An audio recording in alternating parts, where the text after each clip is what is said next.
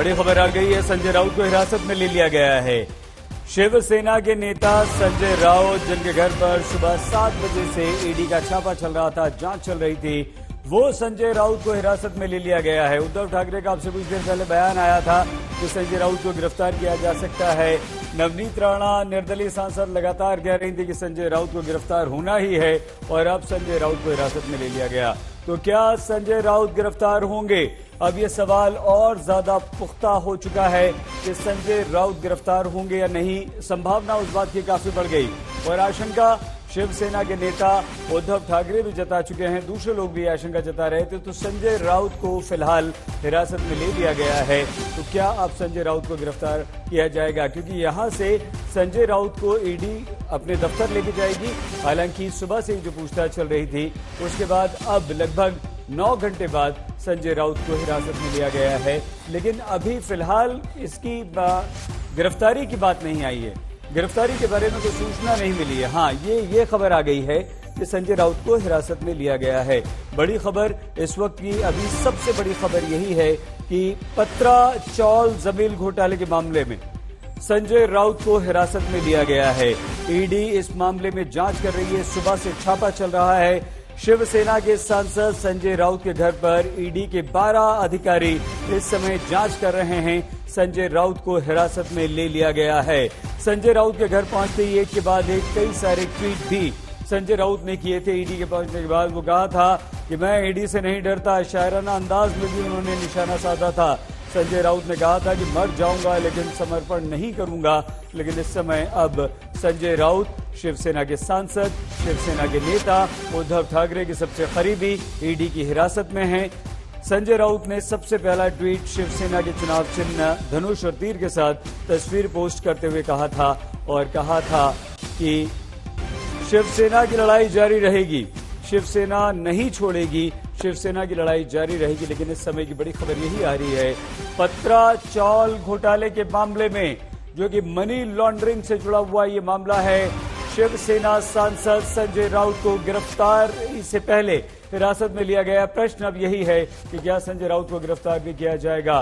तो ईडी के 12 अधिकारी जो लगातार संजय राउत के घर पर छानबीन कर रहे थे, अब उन्हें गिरफ्तार करने की तरफ बढ़ता हुआ ईडी का ये कदम है। अभी संजय राउत को हिरासत में लिया गया। अब देखना यह है, इंतजार इस बात का है कि क्या संजय राउत को लेकर ईडी जो है वो अपने दफ्तर जाती है। सीधे संजय राउत के घर हम आपको लिए चलते हैं मुंबई। देव कोटक हमारे संवाददाता वहां पर मौजूद। देव, क्या कुछ चल रहा है? क्या संजय अभी घर में ही हैं या उन्हें ले जाया गया है?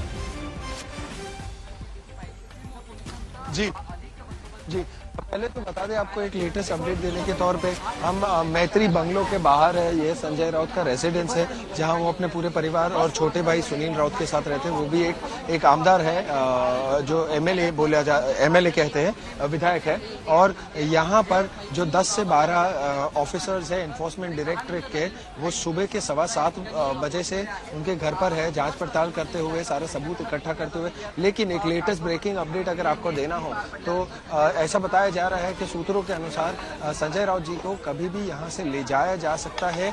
इसे हम अरेस्ट नहीं कहेंगे, बट इसे एक किस्म का डिटेंशन और लेकिन देव कितनी संभावना की जोनल यूनिट में ले जाया, कितनी संभावना की गिरफ्तारी भी कर लिया जाएगा?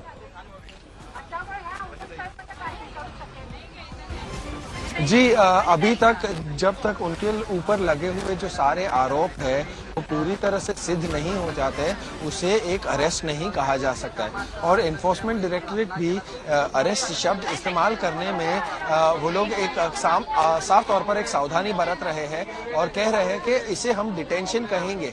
आगे जैसे जैसे खुलासा होते जाएगा और चीजें सामने आती जाएगी और उनका रोल एक बार एस्टेब्लिश हो जाएगा कि पूरी तरह से ये जो पत्रा चौल वाली जो घटना है उसमें उनका रोल पूरी तरह से अगर एक बार सिद्ध हो जाएगा, उसके बाद ही वो लोग अरेस्ट कहेंगे। तो एक तौर पर वो लोग अरेस्ट शब्द का खास तौर पर इस्तेमाल इसलिए नहीं कर रहे क्योंकि उसे डिटेंशन कह रहे हैं। और देव आपको रोक रहे हैं। दीपक केसरकर शिंदे गुट के विधायक कुछ बोल रहे हैं, सीधे लिए चलते हैं। आणि त्यांना रस्त्यावर आणलं जातं, प्रत्यक्षात त्यांना घरं दिली जात नाही। खरं तर ही जी स्कीम आहे, ही स्कीम मुळातच बाळासाहेबांचं एक स्वप्न होतं की गोरगरीब माणसाला त्यांच्या हक्काची जागा मिळावी हे त्यांचं स्वप्न होतं आणि त्याच्यासाठी या वेगवेगळ्या स्कीम या पुनर्वसनाच्या करण्यात आल्या. परंतु याच्याच मध्ये जर काही घोटाळा होत असेल तर त्यांनी सर्वसामान्य मनुष्य जो चाळीमध्ये राहतो, तो झोपडपट्टीमध्ये राहतो, त्याच्यावर परिणाम होत असतो आणि त्याच्यामुळे राऊतांचा त्याच्याशी संबंध आहे की नाही याच्यापेक्षा जास्त असे प्रकार जर कुठे घडत असतील तर त्या सर्वसामान्य मुंबईकराला न्याय मिळाला पाहिजे. ते रस्त्यावर येता कामा नये ही आमची भूमिका आहे आणि ती आमच्या सर्व आमदारांची सुद्धा भूमिका आहे.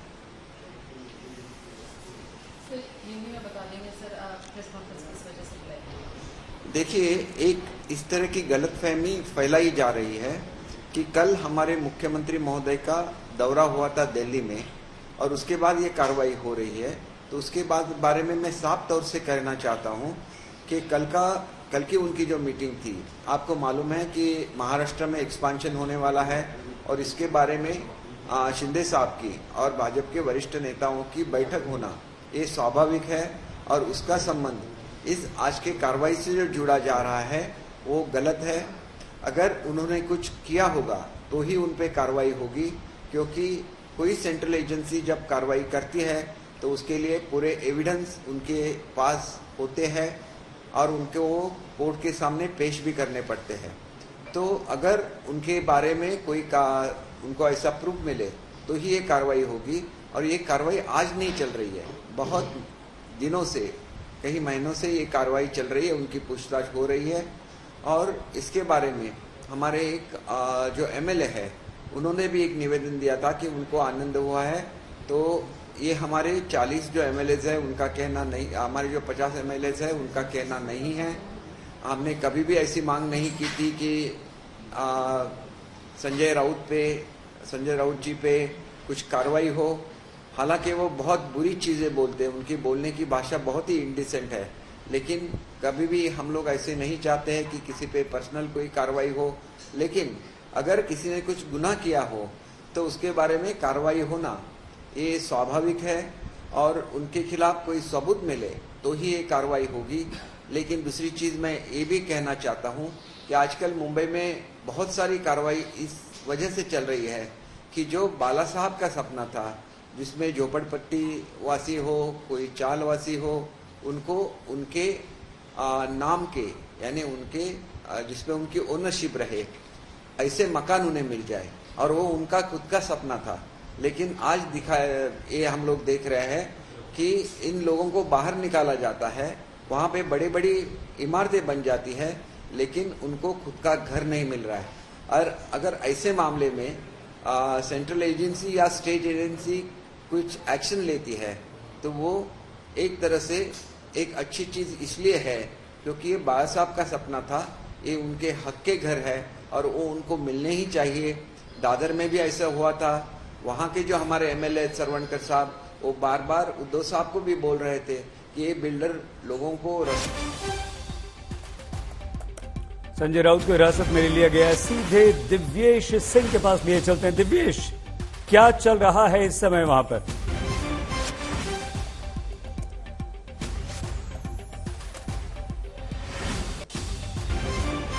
दिव्येश, हमारी आवाज सुन पा रहे हैं आप?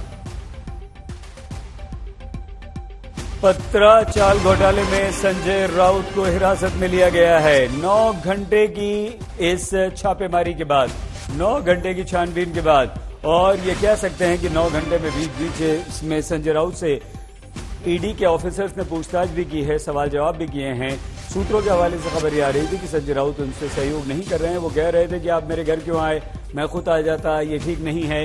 लेकिन अब संजय राउत को हिरासत में ले लिया गया है. दिव्येश, क्या हमारी आवाज आप तक पहुंच पा रही है? जी सही, क्या चल रहा है बताइए. और क्या संजय राउत को यहां से हिरासत में लेने के बाद लेके ऑफिस जाया जाएगा, क्या होगा आगे, और गिरफ्तारी की संभावना कितनी बढ़ गई अब? जी, संभावना गिरफ्तारी की अब बहुत बढ़ चुकी है. आपको बता दें कि जो हमारे सूत्र है वो ये बता रहे हैं कि संजय राउत को ईडी के अफसरों ने डिटेन कर लिया है. अब उन्हें ईडी के दफ्तर ले जाया जाएगा. किसी भी क्षण यहां से ईडी की टीम रवाना हो सकती है. संजय राउत को लेकर यहां से उन्हें ईडी के दफ्तर ले जाया जाएगा. वहां पर उनका स्टेटमेंट रिकॉर्ड किया जाएगा. अगर वो कोऑपरेट करते हैं तो आगे क्या एक्शन लेना है वो आगे डिसाइड होगा। पर अगर वो कोऑपरेट नहीं करते हैं तो आज ही उनकी गिरफ्तारी हो जाएगी। जैसे कि अन्य केसेस में भी हमने देखा है कि इसी तरीके से ईडी ऑपरेट करती है। वो स्टेटमेंट रिकॉर्ड करते हैं और जो कोई व्यक्ति है, आरोपी है, अगर वो कोऑपरेट करते हैं तो उन्हें फिर से बुलाया जाता है। हर केस में अरेस्ट भी नहीं होती है, पर इस केस में क्योंकि दो बार समन करने के बाद भी संजय राउत हाजिर नहीं हुए थे, आज ईडी की टीम उनके घर पहुंची और अभी थोड़ी देर पहले उन्हें डिटेन कर लिया गया है। अब यहां से उन्हें ईडी के दफ्तर ले जाया जाएगा, जो कि दक्षिण मुंबई में स्थित है, बलाड एस्टेट में स्थित है। वहां पर उनसे पूछताछ की जाएगी और उसके बाद डिसाइड किया जाएगा कि आगे क्या एक्शन लेना है। पर हाँ, गिरफ्तारी की संभावना बहुत ज्यादा बढ़ गई है। सही कोई जानकारी अंदर से दिव्येश आ पाई है कि इस 9 घंटे से ज्यादा हो चुके हैं, कुछ मिल पाया है ईडी को? जी, अभी तो हमें इतना ही पता चला है कि कुछ डॉक्यूमेंट्स खंगाले गए, कुछ प्रॉपर्टी रिलेटेड डॉक्यूमेंट्स थे, उनको देखा गया, उनको चेक किया गया। उसके अलावा किसी चीज का सीजर हुआ है क्या, उस बारे में अभी तक पता नहीं चल पाया है। पर हाँ, कुछ डॉक्यूमेंट जरूर खंगाले गए, डॉक्यूमेंट जरूर चेक किए गए, प्रॉपर्टी रिलेटेड डॉक्यूमेंट्स थे ये। आपको बता दें, इससे पहले भी अप्रैल के महीने में संजय राउत की पत्नी के नाम पर एक फ्लैट और उनकी पत्नी के नाम पर जो 8 प्लॉट्स थे अलीबाग में, उन्हें अटैच कर लिया था ईडी ने। और वो अभी भी ईडी के अटैचमेंट में है और अब आगे की एक्शन हो सकती है। यहाँ पर कुछ मूवमेंट हो रही है, दिखाइए दिव्येश, दिखाइए। आप देख सकते हैं कि काफी मात्रा में यहाँ पर मैं कैमरा पर्सन से कहना चाहूंगा कि वो दिखाएं कि किस तरीके से यहाँ पर सपोर्टर्स जमा हो रहे हैं और भीड़ यहाँ पर बढ़ती जा रही है संजय राउत के घर के पास। और आप देख सकते हैं यहाँ पर कुछ बैनर्स भी लेकर आए हैं। दिव्येश, ऐसा लगता है कि विजय माल्या की फोटो है, मेहुल चोकसी की फोटो है। दिव्येश, क्या आपको ऐसा लगता है कि अब ये छापा पूरा हो चुका है, छानबीन पूरी हो चुकी है और अब निकल सकते हैं वहां से, ईडी की टीम निकल सकती है, या अभी और जी बिल्कुल और लंबा चलेगा ये मामला? बिल्कुल सही। अब किसी भी क्षण ईडी की टीम यहां से रवाना हो सकती है, किसी भी क्षण ईडी की टीम यहां से रवाना हो सकती है। यहाँ पर जमाव बढ़ता ही जा रहा है, भीड़ बढ़ती जा रही है। जो राउत के सपोर्टर्स है वो यहाँ पर काफी मात्रा में मौजूद हैं। यहाँ पर नारे भी लगाए जा रहे हैं, ईडी के खिलाफ नारे लगाए जा रहे हैं। आपको बताएं कि पुलिस ने भी काफी मात्रा में यहाँ पर पुलिस बल तैनात किया है ताकि कोई लॉ एंड ऑर्डर का प्रॉब्लम ना हो, किसी तरीके की कोई प्रॉब्लम यहाँ पर ना हो। और अब किसी भी क्षण यहाँ से ईडी की टीम रवाना हो सकती है। ठीक है दिव्येश, आप ये तस्वीरें दिखाते रहिए और हम अपने दर्शकों को बता दें कि भारी संख्या में पुलिस बल और अब शिवसेना मोदी की भी तस्वीर है यहाँ पर। जी बिल्कुल ठीक है। आप हमें ये पत्रा चाल वाला जो मामला है, हमारे दर्शकों को समझाइए कि मामला क्या है और कैसे उसमें मनी लॉन्ड्रिंग के मामले में संजय राउत से पूछताछ यहाँ पर हो रही है। जी, आपको बताएं कि जो पत्राचाल का मामला है ये गोरेगांव में स्थित एक भूखंड है जहां पर पत्राचाल हुआ करती थी, जिसमें 676 किराएदार रहते थे। इस पूरे प्रोजेक्ट को म्हाडा, जो कि एक ऑर्गेनाइजेशन है, Maharashtra housing and urban development authority जो है, उन्होंने इसका कॉन्ट्रैक्ट दिया था गुरु आशीष कंस्ट्रक्शन नामक कंपनी को इसको डेवलप करने के लिए, ताकि वो 676 फ्लैट पत्राचाल में रहने वाले किराएदारों को दे और उसके अलावा 3000 और फ्लैट गुरु आशीष कंस्ट्रक्शन को बनाने थे जो म्हाडा को हैंडओवर करने थे। उसके बाद जो जमीन बचती उस पर उनको अपनी बिल्डिंग खड़ी करनी थी। गुरु आशीष कंस्ट्रक्शन में डायरेक्टर थे प्रवीण राउत करीबी दोस्त हैं संजय राउत के। प्रवीण राउत वही व्यक्ति हैं जिनकी पत्नी ने, माधुरी राउत ने, संजय राउत की पत्नी वर्षा राउत को 55 लाख रुपए का एक अनसिक्योर्ड लोन दिया था। इसके अलावा 1 करोड़ 60 लाख रुपए की एक ट्रेल मिली है, जिसके बारे में पता लगाया जा रहा है। ये कहा जा रहा है कि संजय राउत की तरफ वो 1 करोड़ 60 लाख रुपए डाइवर्ट किए गए थे। रिमांड रिपोर्ट जो थी प्रवीण राउत की, उसमें यह कहा गया था कि ऐसा लग रहा है कि प्रवीण राउत एक पॉलिटिकली इन्फ्लुएंशियल पर्सन के फ्रंट है। तो ये पॉलिटिकली इन्फ्लुएंशियल पर्सन कौन है? वो संजय राउत थे और उनकी एयर टिकट्स, उनकी हॉलिडे, उनका जो विदेश आना जाना, उनकी फ्लाइट की टिकट्स, ये सारी बुकिंग प्रवीण राउत ही किया करते थे। ये भी सवाल उठता है कि वो क्यों किया करते थे? अपने पैसों से उनके टिकट क्यों निकाल रहे थे? अपने पैसों से उनकी होटल बुकिंग क्यों कर रहे थे? अपने उनके विदेश यात्रा का खर्चा क्यों उठा रहे थे? तो ये सारे सवाल उठते हैं। इसके अलावा जो भूखंड, जो 8 जमीन के प्लॉट अलीबाग में अटैच किए हैं ईडी ने, उन 8 जमीन के जो ओनर्स थे उनका स्टेटमेंट रिकॉर्ड किया ईडी ने। उन्होंने ये कहा कि इन सारी जमीनों के लिए कैश में संजय राउत ने पैसे दिए। जमीन पर संजय राउत का नाम नहीं है, उनकी पत्नी वर्षा राउत और विटनेस स्वप्ना पाटकर का नाम है, पर पैसे संजय राउत ने ही दिए थे। दिव्येश, आपको रोक रहे हैं। अरविंद सावंत जी शिवसेना के सांसद इस वक्त हमारे साथ जुड़ चुके हैं। अरविंद जी, आपको लगता है ये जो कार्रवाई हो रही है ये किस कारण हो रही है? किस कारण मतलब जनतंत्र का गला घोटने का काम शुरू है। ईडी मतलब क्या करती है वो सबको पता है। पूरे महाराष्ट्र देश में सिर्फ महाराष्ट्र करप्ट है, भ्रष्टाचारी है, बाकी सब पुण्यवान लोग अन्य राज्यों में हैं। ये सब समझ में आ रहा है लोगों की। और सबसे बड़ी बात लेकिन है सावंत जी, ईडी की कार्रवाई तो देश के दूसरे हिस्सों में भी हो रही है ना? तो बंद करूंगा। हाँ, वो तो बंगाल में भी हुआ ना, अभिषेक बनर्जी के वहां भी ईडी गया था। महाराष्ट्र में भी उन्होंने कभी नहीं कहा, जबकि लोकसभा का सत्र शुरू है उन्होंने कह दिया था, लिखित में कह दिया था कि मेरा लोकसभा का सत्र शुरू है, लोकसभा के सत्र के बाद वाली तारीख दीजिएगा, मैं आता हूँ। इतना कहने के बाद में आज का मुहूर्त कैसे तय कर लिया इतवार का, क्योंकि कल महामहिम राज्यपाल, भारतीय जनता पार्टी के लाचार राज्यपाल, जिन्होंने महाराष्ट्र का अपमान किया और पूरे महाराष्ट्र में उसके बारे में असंतोष पैदा हुआ है, गुस्सा पैदा हुआ है, तो उसको कैसे दबाने का? तो आज ईडी की कार्रवाई, तो वो खबर गई का जिसमें महाराष्ट्र का अपमान हुआ, सावित्रीबाई फुले का अवमान हुआ है, छत्रपति शिवाजी महाराज का अवमान किया हुआ है, या ऐसे राज्यपाल महामहिम वहां जो बैठे हैं ना, उसके लिए पूरे महाराष्ट्र में असंतोष है। सावंत जी, आपकी बात पूरी हो गई, अगला सवाल पूछ लूं? कूटनीति है, इसीलिए उन्होंने आज राज्यपाल ने एक बयान दे दिया तो संजय राउत को के घर ईडी पहुंच जाएगी, ये कैसे जोड़ रहे हैं आप? अरे सही बात है ना, तो आपको क्या लगता है उन्होंने कितनी बार, अब ये पहली बार हुआ क्या? वो इंक्वायरी पे गए थे, हाजिर हुए, इंक्वायरी हुई, पत्नी की भी हुई, अब दोबारा कर रहे हैं। किसी के झूठे पिटे वहां अंदर जाके लोगों को मार मार के कहा जाता है कि आप नाम ले लो इनका, धमकाया जाता है। और वो तो उन्होंने खुद प्रेस कॉन्फ्रेंस दी थी, आपके पास क्लिपिंग होगी तो देख लेना, फुटेज होगा तो उन्होंने खुद कहा था कि भारतीय जनता पार्टी के साथ जुड़ने के लिए आप मदद करो, नहीं तो आपको छोड़ेंगे नहीं। तो क्या हो गया? इसका मतलब क्या है सावंत जी? ये मतलब क्या है इसका? सावंत जी ने फोन काट दिया। सावंत जी, सुन पा रहे हैं आप हमें? हम सिर्फ ये जानना चाहते थे कि संजय राउत के पास कई सारे फ्लैट्स और इतनी संपत्ति कहां से आई और पत्रा चौल के बारे में आपके क्या विचार हैं, लेकिन अपनी बात कहकर सीधे फोन कट कर दिया गया। यहां पर आपने देख लिया। दिव्येश, बताइए क्या चल रहा है वहां पर? जी, वही आपको बता रहे थे कि ईडी के जो अफसर हैं उन्होंने हिरासत में ले लिया है संजय राउत को, उनकी हिरासत में है। अभी उन्हें ले जाया जा रहा है ईडी के दफ्तर दक्षिण मुंबई में। इस वक्त हम संजय राउत के घर भांडुप में मौजूद हैं। 9 घंटे हो चुके हैं, ईडी की टीम यहाँ पर मौजूद है, संजय राउत के घर पर मौजूद है। कुछ प्रॉपर्टी के डॉक्यूमेंट्स खंगाले गए, संजय राउत से भी पूछताछ की गई, अलीबाग की जमीन के लिए जो पैसे दिए गए उस बारे में पूछताछ की गई। जो 1 करोड़ 60 लाख रुपए का ट्रेल मिला है प्रवीण राउत और संजय राउत के बीच, उसके बारे में पूछताछ की जा रही है। जो 55 लाख का लोन प्रवीण राउत की पत्नी माधुरी राउत ने, वर्षा राउत जो कि संजय राउत की पत्नी है, उन्हें दिया था, अनसिक्योर्ड लोन, सालों तक उसे रिटर्न नहीं किया गया। जब इन्वेस्टिगेशन शुरू हुई गुरु आशीष कंस्ट्रक्शन पर पात्राचाल मामले में, तब ये लोन रिटर्न किया गया। आपको बता दें कि थोड़ी ही देर में ईडी की टीम यहां से मुंबई के लिए रवाना होगी। संजय राउत को वो साथ लेकर जाएंगे, वहां पर उनसे पूछताछ की जाएगी, उनकी स्टेटमेंट रिकॉर्ड की जाएगी।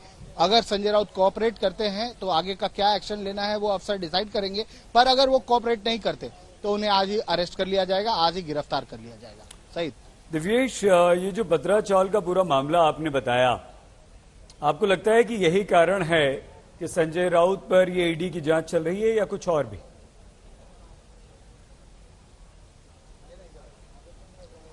जी, पत्राचाल का जो मामला है ये इसमें साफ ये दिखाई देता है कि जो 676 टेनेंट थे या किराएदार थे जो उस चौल में रहते थे, उनके साथ तो धोखाधड़ी हुई ही थी। इसके अलावा जो सरकारी एजेंसी है, म्हाडा जिसे कहते हैं, Maharashtra housing and urban development authority, उनके साथ भी धोखाधड़ी हुई, क्योंकि गुरु आशीष कंस्ट्रक्शन को, म्हाडा को भी 3000 फ्लैट बनाकर देने थे, वो भी फ्लैट बनाकर नहीं दिए गए। पर उस जमीन का क्या हुआ? उस जमीन के एफएसआई को 8 अलग अलग बिल्डर्स को 1034 करोड़ रुपए में गुरु आशीष कंस्ट्रक्शन ने बेच दिया। कोई घर नहीं बनाए। जो चौल में रहने वाले लोग थे उन्हें भी उनके साथ धोखा किया। म्हाडा जो कि सरकारी एजेंसी है, महाराष्ट्र सरकार की एजेंसी है, उनके साथ धोखाधड़ी हुई और 1034 करोड़ रुपए का गबन हुआ। अब 1034 करोड़ में से जो डायरेक्टर्स थे सारंग वाधवान, राकेश वाधवान और प्रवीण राउत को 96 करोड़ रुपए आए। 96 करोड़ में से 1 करोड़ 60 लाख कुछ ऐसी जगह डाइवर्ट हुए कि वो संजय राउत तक पहुंच गए। इसके अलावा 55 लाख रुपए और जो कि प्रवीण राउत की पत्नी माधुरी राउत ने संजय राउत की पत्नी वर्षा राउत को दिए। इसका इस्तेमाल दादर में एक फ्लैट खरीदने के लिए हुआ। उसी तरीके से 1 करोड़ 60 लाख रुपए जो आए थे, ऐसा शक है ईडी के अफसरों की, उसका इस्तेमाल अलीबाग में जो भूखंड, जो जमीनें खरीदी गई, 8 प्लॉट खरीदे गए, उसके लिए इस्तेमाल हुआ है। उस जमीनों के जो मालिक थे जिन्होंने वो जमीनें संजय राउत को बेची थी, उनकी स्टेटमेंट ली गई। उन्होंने साफ तौर पर कहा कि उन्हें कैश में पैसे दिए गए थे। इतना कैश कहां से आया, इस बारे में पूछताछ की जाएगी, इस बारे में स्टेटमेंट लिया जाएगा। पात्राचाल का मामला जो है ये तो अब साफ हो गया कि किस तरीके से उनके साथ धोखाधड़ी हुई थी। पर ईडी मनी लॉन्ड्रिंग का जब केस चलता है तो मनी लॉन्ड्रिंग के केस में ये देखा जाता है कि वो पैसा कहां कहां गया, जिसे फ्रूट्स ऑफ क्राइम भी कहते हैं, उसे किस तक वो पैसा पहुंचा है, उन सारे लोगों की जांच की जाती है। इसीलिए संजय राउत तक भी ये जांच पहुंची क्योंकि पैसा उनकी तरफ गया था प्रवीण राउत द्वारा, और उनकी जांच अभी भी की जा रही है। आगे ईडी डिसाइड करेगी। प्रवीण राउत जेल में है। प्रवीण राउत को फरवरी महीने में ही अरेस्ट कर लिया गया था और अभी भी वो जेल में है।